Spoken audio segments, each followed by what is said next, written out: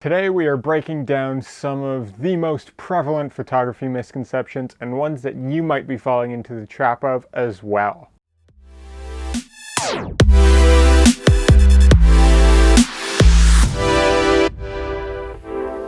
What is going on, everybody? My name is Finn Badgley. If you're new around here, I am a commercial fashion and portrait photographer, and today I'm walking you through some of the most prevalent photography misconceptions. So without further ado, let's get into it. Right off the bat, we have a cat in the corner, and at number one, we have this idea that you need expensive gear and equipment to take good photos.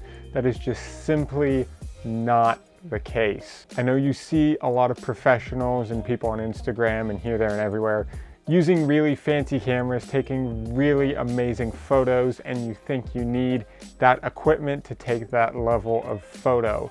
And the truth of the matter is that is just not the case. A lot of these photographers have been working for years, if not decades, to get where they are now. And the gear comes out of practicing that much and having it as a career for that long. You are able to build up that gear as you go. But when you are starting out, especially when you're starting out, you don't even need anything like that. Your phone will do just fine.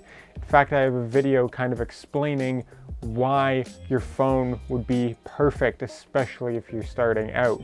You don't need to invest so much in an expensive camera to get good photos.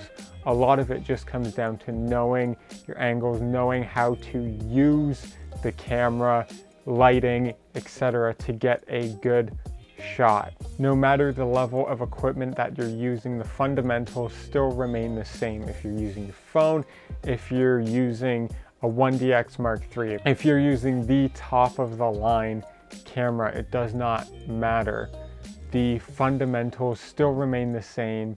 And if you know how to use composition to your advantage and you know how to work with the light in any given situation, you're going to take amazing photos, even if you have a phone. You with a phone with the knowledge of what you're doing would be better than somebody who has never done anything in photography at all picking up a $10,000 camera. The difference will be night and day, and the phone will have much better photos because of the person behind it. It's not about the gear, it's how you use it. So by learning to use the gear, that is how you're going to take better photos, not by having better gear. Now, going along to number two, this one is especially more prevalent in this day and age, what with Instagram and YouTube and everything like that, and that is that if you have more followers, that means that your photos are better.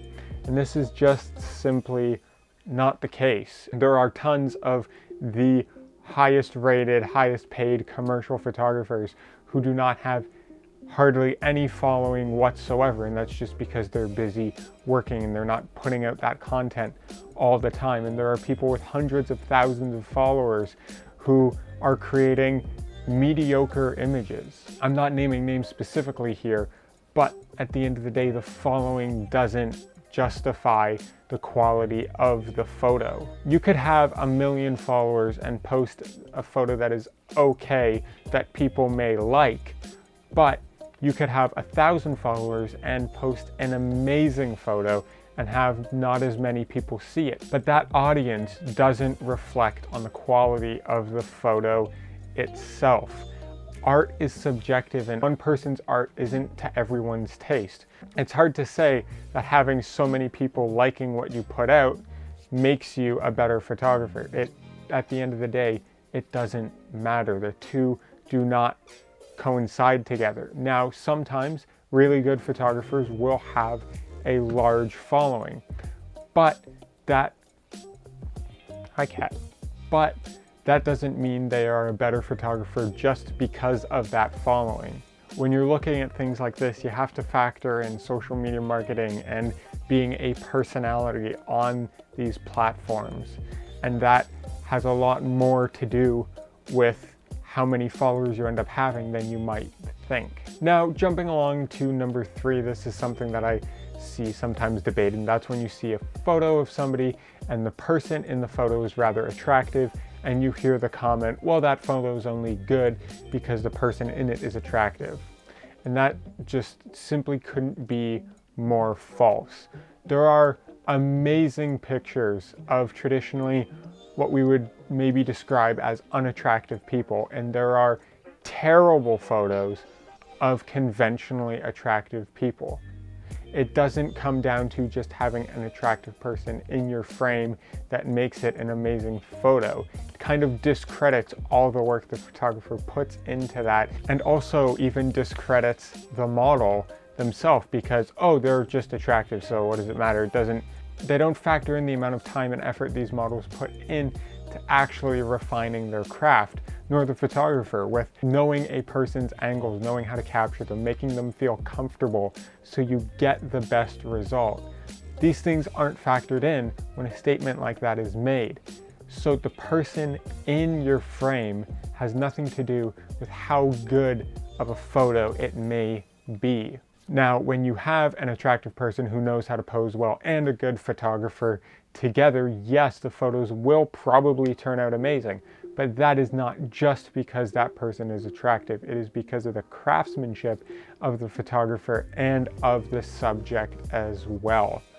This is a team effort. To give a blanket statement like that discredits all the work that the team as a whole puts in to creating images like that. Now, this next one is a trap that you can actually kind of fall into if you lean too hard into it, because we all know that golden hour is a great time to shoot. You get the sun nice and low in the sky and it creates some really pleasing light and some really great photos, but that does not mean that it is always the best time to shoot. If you are going for a harsh, dramatic, punchy look, this time of day isn't gonna work for that kind of photo. If you're looking for something moodier, darker, and a little punchier, this probably isn't the ideal time of day.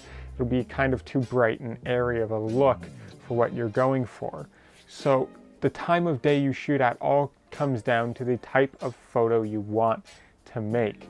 And I know a lot of people can get trapped into kind of looking outside, and if the light isn't great, not going out and shooting, but you can get some amazing images in less than ideal lighting situations. That is also why professionals like myself and many others have lights that we bring out to location, because even if the light isn't perfect or it changes rapidly, we are able to change with that and modify the light to be exactly how we want it, almost regardless of the time of day, of the lighting conditions at the time. So to give a statement like golden hour is the best time to shoot, well, it can be if that's what you're going for, but don't get trapped into this thinking of, oh, I can only shoot at sunrise or sunset, because you are losing out on so much time out of the day that you could be creating some amazing images. And lastly, number 5, the final misconception of the day is another one that I have a video in length kind of going into and debunking, viewable right here, and that is this idea that you have to go to school, that you have to be classically trained to be a successful photographer.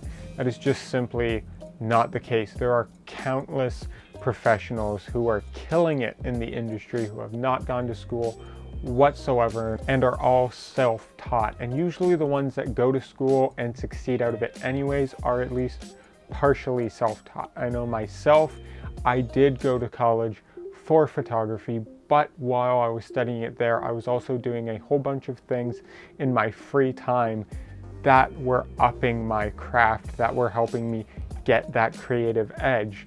And I know myself, there are many people that I went to college with, more than the ones who are currently actually working as photographers. The majority of everybody is not. They haven't kind of pursued that after the fact, and there is nothing wrong with that either.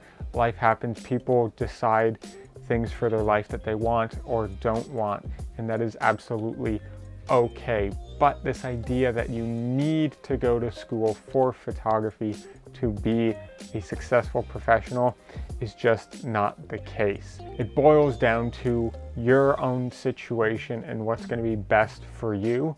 In my situation, it was best for me and it has paid off after the fact. But there are many people who did not go to school, and I don't think they have suffered at all for it because they are absolutely killing it in their field.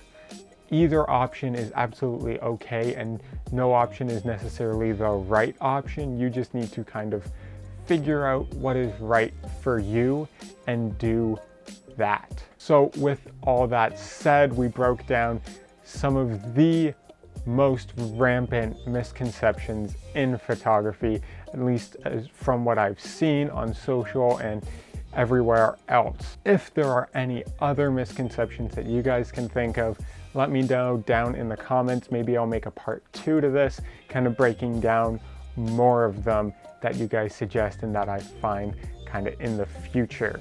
Now, with all that said, thank you so much for watching. If you enjoyed this, if you got some value out of it, drop a like, leave a comment if you like this kind of thing. If you want to see more of it from me in the future, subscribe, hit the bell to be notified when I post new videos, and I will see you on the next one.